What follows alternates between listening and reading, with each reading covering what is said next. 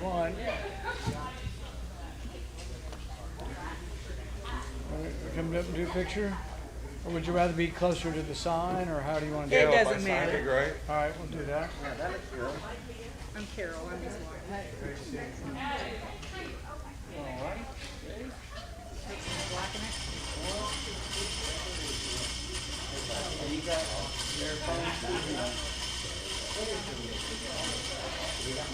Well, we're ready. We'll turn it over to you and A quick tour of the shop and However you want to do it. show them the virtual machine. okay, yeah, they All right.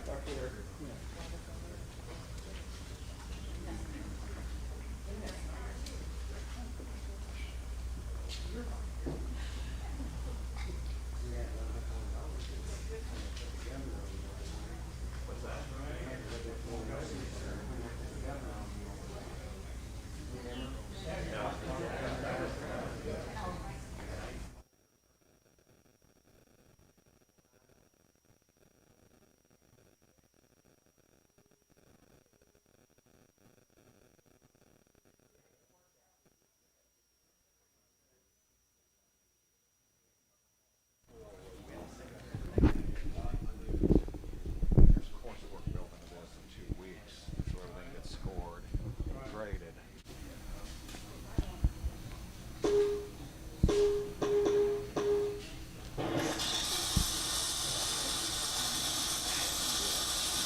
And this can be used the same grading and testing as if they were doing a real Similar. welding? Okay. They'll need, like, you can also, if you're certified welders, it's programming in depth, so they can simulate the real certification process. Gotcha. And on an experienced welder, it will translate well for the certification. Let's still have to do some real world testing and whatnot. So if he was doing this incorrectly, going too fast, it would give us some feedback? Yes, and until he's done, it scores basically everything. Wow. I hope he gets a good score. I'd hate to see him let down. I won't. So where are you seeing that score?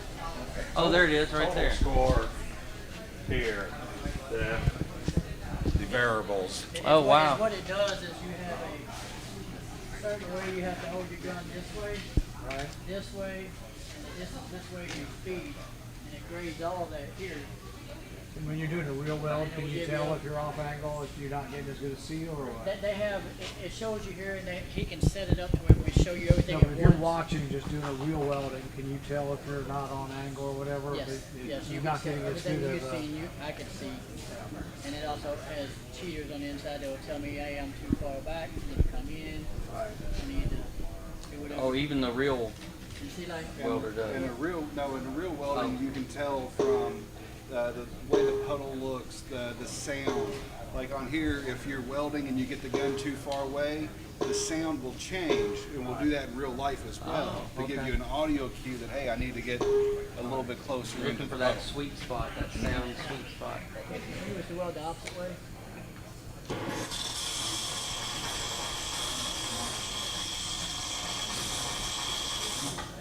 It shows you that you're doing a bad job. It would show you that you was full of porosity, you was getting gas hose, I was all over the place. It would give them a visual that it was wrong, how to correct it, and teach them the proper techniques to keep everything. And then it also would show in the scoring screen, that bottom graph, it'll show that there was excess spatter and there was undercut and porosity. Wow. I think it says you need to go back to school. Yes, yes. I do. I don't know if they take me back at this time, but That's great. And so they basically applied for it's a state level grant, correct? Training grants, and we were approved a couple days ago, actually. Oh, good. And, And then this will be part of a school or what? we can take it to schools, and that was part of our application process, so we can set up, and also like trade shows and stuff. So this stuff tends to draw lots of people in for attention. And especially younger people, train them to slow down and become. I think it'd be great for schools to get people interested in becoming a welder. I think it'd be a great idea. And this does come with curriculum books for instructor and student, to help us take somebody off the street that's never touched a weld before in their life, and we can show them how the basics of how to hold your torch to get a better weld and all that here before we take them out to the floor and actually start practicing with live arcs and real metal and stuff like that. And they were saying the average welder in the state of Kentucky is about 19 an hour, and they're struggling to find people to work for $19 an hour. I used to lose sleep on finding work and stuff. Right. Yeah. Now I lose sleep because I can't get enough people to do Yeah. the work. That's crazy. Wow. That's crazy. And this was part of what we come up with to try to get more people. A great idea. And so what do you make here? Lots Lots of different things? Yeah, a lot of different things. We're So pretty you might be custom fabrication or? more production related. We can show you some of the parts back here. Yeah, or just tell me kind of general. Yeah, heavy and material handling industry. Like you can see the black frame weldments there. Right. That's repeat work. And it's a combination of machine work and welding. We have basically a full service fabrication shop, and we've started off with more machining, and that's helped open up more doors for people. Like the black frames there, we could not do that if we didn't have a machine shop. My only experience was creating a garbage can holder for my in 8th grade, you know, for the garbage cans that we welded. Oh, yeah, I mean, yeah. that lasted a year or two, I think, you know, so. So you do have CNC, like, Yeah, we got That's that's a CNC mill there. We can do a 5-foot by 10-foot piece on that one. Next one, we can do a 5-foot piece on the one in the corner. And on a mill that big, there's maybe 5 in the state. And so that should open up more doors for me Yeah. on and larger. you're a second generation, right? Your dad, was it from family that was, that's been doing fabrication and welding and No, stuff? I moved here from northern Indiana. Oh, okay. Started high school. I worked my senior year, I worked half a day in doing tool and die work. It was Oh, wow. a training program up there. And I went to my largest factories in the town up there, in the county, and did that, then progressively got into management. Then 3.5 years ago, decided I didn't want to work for somebody anymore, and we Yeah. packed our bags and moved down Gotcha, here. that's awesome. We wish you luck. Well, Senator, if you'd like to address everybody, we'll get everybody seated. All right, so we're gonna get started or what? Yeah. If y'all will, let's grab a seat and,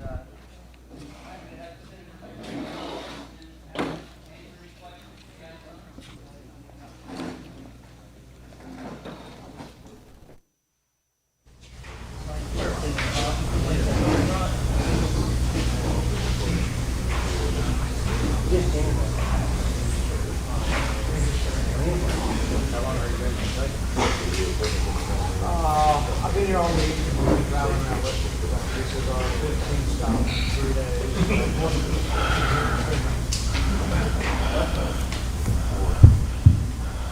days. Thank you everybody for coming today. This is a great honor for me, very humbling to have a sitting U.S. Senator come to our small business today. And just want to say thank you for taking time out of your schedule. And Rand Paul.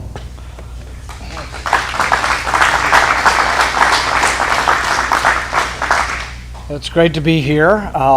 People sometimes wonder what is the job of a U.S. Senator, and I think part of that job is trying to help companies like this succeed, mostly indirectly, but trying to see if there's a way we can get government out of their way, get regulations out of their way, keep their taxes low enough that they can prosper. And we want to see good businesses like this thrive.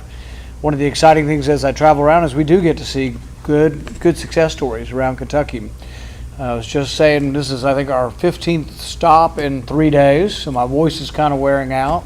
But the good news is you don't have to hear the 2-hour version, you get to hear the 10-minute version. But there have been some good things happening. We were just talking about difficulty getting workers. That's what we're finding. It's the #1 complaint I'm hearing across Western Kentucky. And this happens if your government pays you more not to work than the market wages for working. Guess what? You'll get a lot of non-workers. And we did it sort of in an extreme way throughout COVID. We got to the point where we were paying $1,000 a week not to work. That's $50,000 a year. There's going to be a lot of jobs that are not going to start out paying $50,000 a year, and so we lost a lot of workers from the workforce. I tell people this is sort of the big heart, small brain syndrome that goes on in Washington. They have big hearts and they want to help people, and they're like, well, gosh, $300 isn't enough. Why don't we give them $1,000 a week? It sounds good, but then it's a disincentive to work. The way unemployment was originally set up is it isn't that great. It's not supposed to be that great. It's supposed to tide you over while looking for work. We have a tax structure and it's paid for about 26 weeks. A couple years ago when we had a recession like in 2009, we had bad unemployment, and so we extended unemployment to 99 weeks. But we also learned one other thing, is if you go in and apply for a job and you've been out of work 95 weeks, and the other person you're competing with for the job's been out of work 8 weeks, guess who the employer hires? Every time. The statistics are solid. They go for the 8-week person. So it may be a big heart that gives you longer unemployment, but in the end, you hurt that worker by having them out of work long. And they say, well, what happens? Well, sometimes, unfortunately, after a recession, people choose jobs that aren't as good paying, and you hope to stick around to the times when they're better paying. Right now, we're in a great job cycle in the sense that wages are rising. You know, the wages to start here sound very good, and they're looking for people to do it. I think part of industry like this, though, is we also have to be aware that government shouldn't so influence the decisions that we get too few people in a certain trade. So I think years ago, maybe a decade ago, we decided everybody would need to go to college. So we sent a lot of people to 4 years of college that came out with no skills at all, and working as a welder here would be a better job than a 4-year degree for a lot of people. And so what we need to do is make sure the kids have an opportunity, and I love the simulation there, is that you show that to kids in high school, that you can make a good living doing this with a good apprenticeship or a trade or a technical education. It needs to not be one size fits all. And we need good businesses like this in America. We need to make stuff, you know. We just came from Century Aluminum over in Hawesville. They've improved and increased their employment, 200-fold. And these are good, hard-working jobs. It's probably hard work, but they pay their workers pretty well. So I think these are things we can do in our country. And lately, more and more of us are concerned about having all this done in, let's say, China, for example. It's kind of good to have things done here at home. But one way to keep it here at home is actually to keep the taxes and the regulations low. So, for example, some of the countries may have cheaper costs for labor, but we can't let them have cheaper costs for labor and cheaper taxes and cheaper regulations. When we look at things in the last couple of years, 3 years ago, we lowered the corporate income tax from 35% to 21%. Well, down where I live in Bowling Green, we added 400 jobs at the Corvette plant. Well, General Motors got hundreds of millions of dollars they got to keep because of lower taxes. Now, some will tell you, oh, you need to hate the rich people and you need to hate the rich corporations. But I'm like, raise your hand if you've never worked for a person richer than you. That's who you work for. And the thing is ultimately the owner of this place, when he benefits, so do the workers. It benefits, everybody benefits. We're all interconnected. So when I got up to speak to my 2 minutes of the workers at the General Motor plant, I reminded them it was because General Motors has hundreds of millions of dollars from reduction in taxes. Why is that important? We're talking about raising the corporate income tax again. So if you want cars to be manufactured in Central America and Mexico, we should go back to a 35% corporate income tax. But they're fooling you. They're trying to say, be mad at the man, go after the rich guy, go after the rich corporation. And yet that means your job may go to another country. So we just need to be aware that all of this is connected. They're talking about also raising the capital gains tax for people who own stocks. And you're like, well, I don't own any stocks. Well, a lot of ordinary people do own stocks. Now they have savings plan, they put money away, and you actually do. You may own this much of General Motors, but you may own some of General Motors. And if we raise the capital income tax, you're talking about doubling it, you know what might happen? What if everybody sells their stock tomorrow? It says that next year the taxes are going to be double. Maybe I'll unload all my stock. We could have a terrible depression in the stock market. I think the important thing is to look beyond the immediate. They did a poll recently and they said, how many people are happy with a $2,000 check? It's like, sure, I'm happy. Who's not unhappy with getting a check? The problem is it had to come from somewhere. And it came from borrowing more money and printing more money. And what does that mean? Higher prices. So it may look good in the beginning once you get something and somebody says it's free, What if a year later, everything that you buy costs $2,000 more? You may not be ahead. Even in the past decade, inflation's been very low. The way the government measures it, 1.7%, but that's 17% over 10 years. And you think to yourself, over the last 10 years, did my salary go up 17%? Maybe, but maybe not. It's why we think we're getting ahead. Our salaries go up, but then inflation goes up as much or more, and we find that we're really not any better off than we once were. It's sort of the old principle of your parents telling you don't get anything for free, you don't get anything without hard work. And I think we need to recognize that as a country. That being said, I think this is a great country. You know, I hope Extreme Fabrication does very well. I wish you the best of success. It's the American dream. It's the American dream for a small community like Litchfield to have a company like this that'll thrive. It'll go from maybe 10 workers to 20 workers to 30 workers to become a big company. That's what we want. And so we're here to listen and learn more.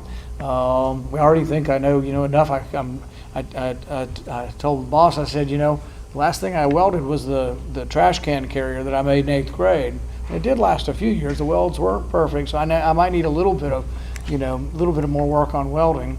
But no, I think it's great that we have skilled people doing that.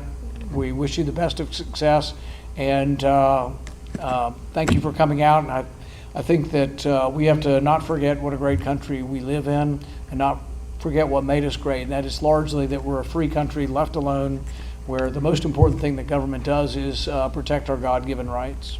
Thanks.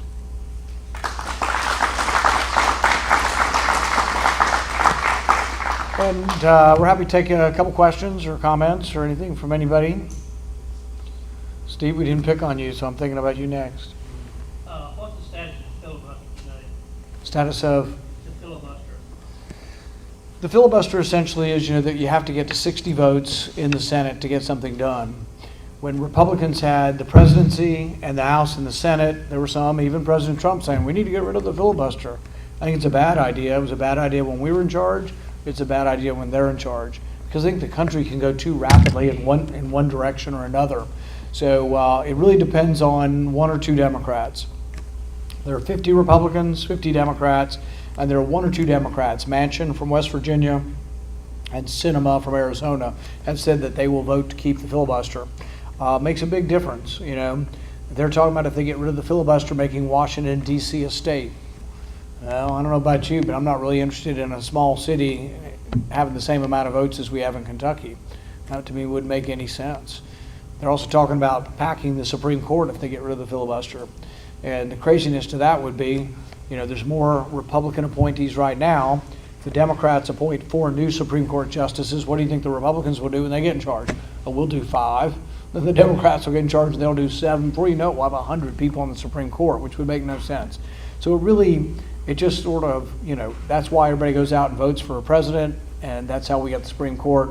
But I'm not for any of the packing schemes. And as long as we keep the filibuster, we won't get any of these bad things in our country. You want to tell us about how things are going in the state? Tell us about... infrastructure. That seems to be on everybody's mind right now. All right. I was going to try to pick on you and make you answer the question for me. Well, with infrastructure, there are two sort of proposals. One proposal is an entirely Democrat proposal. It's $2 trillion, but only 10% of that's actually roads and bridges. They've decided to redefine what infrastructure is. So some of them are saying free daycare is infrastructure, free health care. There are even some people saying that reparations for slavery are somehow infrastructure. Those are absurdities, but that kind of talk is why there's not enough money for roads and bridges. There's also a bipartisan plan that's come forward, and I'm for that, and that would be trying to have enough for roads and bridges without having to raise taxes. We're coming out of a recession. It's not a good idea to raise corporate income taxes, capital gains taxes, you name it. It's just not a good idea. And so those are the two proposals. My staff seems to think that the president and his people are leaning towards their way or the highway, no pun intended, but they're leaning towards sort of the Democrat proposal, which will raise taxes dramatically. But realize we're all connected. And like I say with stocks, it may be more wealthy people have the stocks. When they sell them, the stock market goes down, it's going to punish all of us. And if you double the capital gains tax and say starting in January it's going to happen, what are people going to do this year? They're going to massively sell their stock. We've never ever done that in our history, double the capital gains stock. So you will have a huge disruption of normal activities. Anybody else?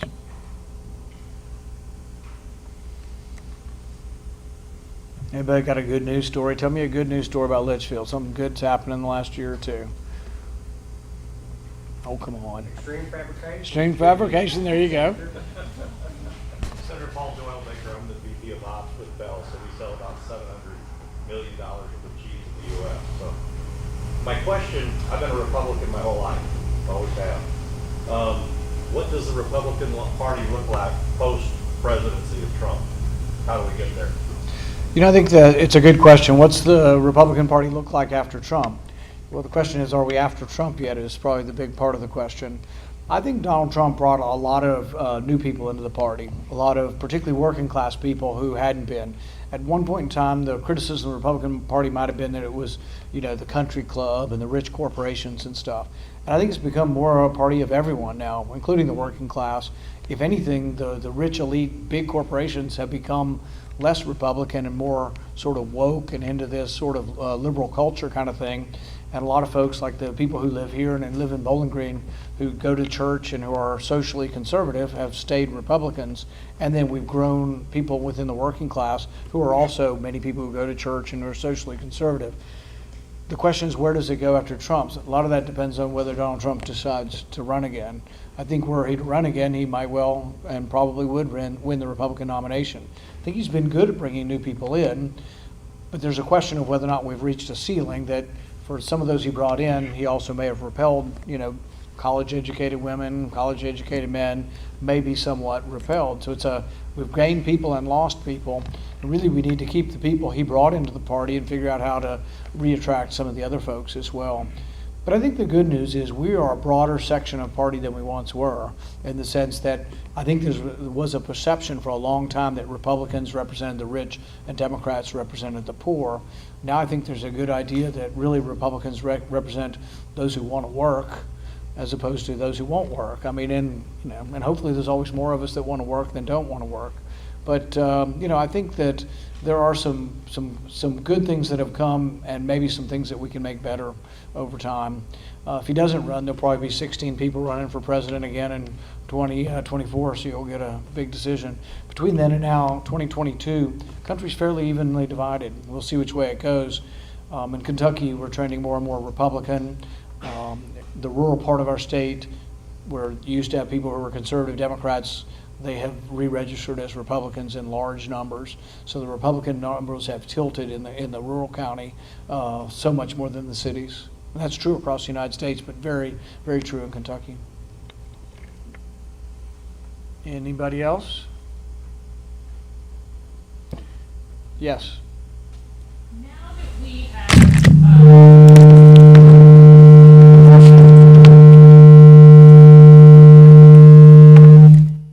I should know better than that, shouldn't I? All right. approaching the third quarter of the year, bless you.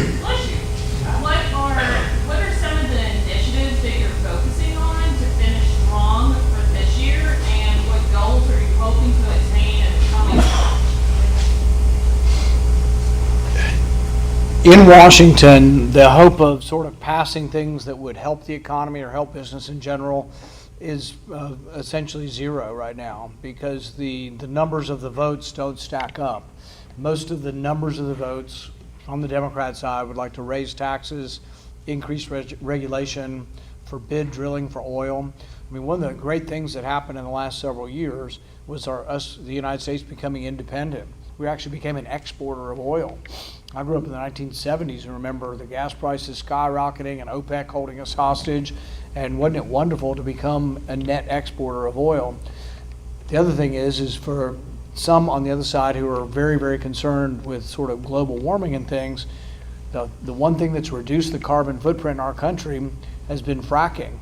And the left's completely opposed to fracking, but that's what brought down natural gas and made us an exporter of energy.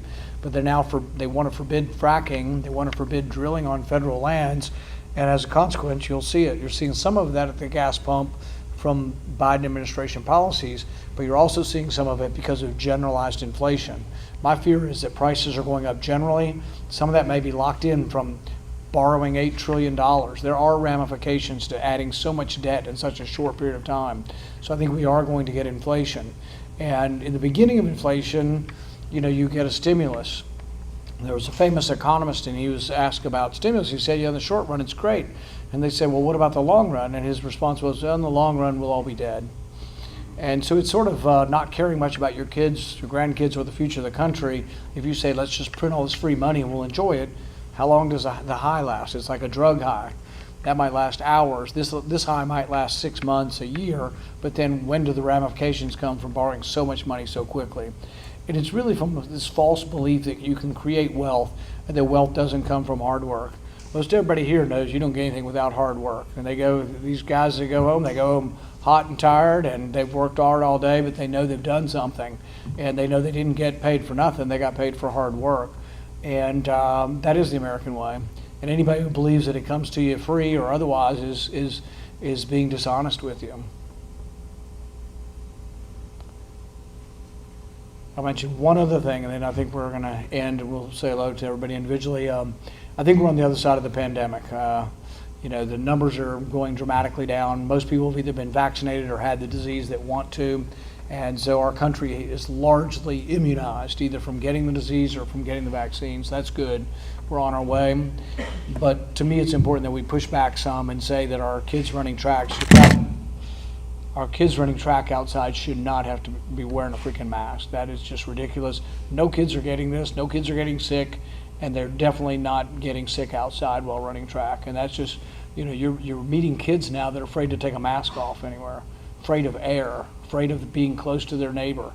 Almost none of that affected the virus at all. The virus only got better when we started vaccinating and enough people had already gotten it. So I had the disease, about 100 million of us had it naturally, and now about 150, 200 million people have been vaccinated, maybe a little bit more. So we're at the point where our country is immune. The rest of the world's kind of catching up to us now. Everybody said we were the worst. Well, we got it the worst, but now we're ahead of everybody else because we had so much illness, so much death, and now we've done well with the vaccine. But it is good news now, and I don't think we have to live in fear. I think it's important to know where it came from, and frankly, every day I become more convinced. I'm in the middle of reading an article as we come down the road about how it in all likelihood came from the Chinese lab, and everything they told us was a lie. This is important because it's your money coming out of your check. When you see the money coming out of your check, some of that went to a Chinese lab to develop this virus. And we're still doing it. I passed an amendment last week to stop sending them money, and that did pass, and I hope will become law, but we do it in our country. I don't think, would you like to have down the road in Litchfield a biohazard 4 lab where they're taking viruses from animals and making them more infectious for humans? We shouldn't be doing that. They say it's to research for vaccines, but we don't need it. We have ways to develop vaccines without creating these crazy super, Frankenstein kind of viruses in the lab. So I'm going to continue to be an opponent of it, try to get them to discuss, figure out whether it was in China, but then also let's have the discussion whether we want to fund this research in our country, because it's fairly easy for a virus like this to escape a lab. Thanks, everybody. The mayor wanted to just say something Sure. in closing, I think. The benediction, yes, of course. 5 or 10 minutes. I just wanted Come on. to. I wanted to say something about Dwight. Dwight came and his wife came here 3 years ago, and I've been out this plant many a times, and not once did I come to the door, but every time I came to the door, he had a new product. He's expanded. He's got vision. And thank goodness that Dwight Bush and his loving wife's in Grayson County. What Dwight's done locally, Rand Paul's done nationally. I went home for lunch for a few minutes before I came out and turned on Newsmax TV, and it wasn't 10 words they quoted Rand Paul. It's good to have people in Washington, D.C. that believes what you and I believe, and Rand Paul does. And if you don't understand where he stands on a subject, you're not listening because he'll tell you. Thank goodness for politicians like Rand Paul. Thank you, Senator. Thanks, Mayor. Thank you very much. Thank you.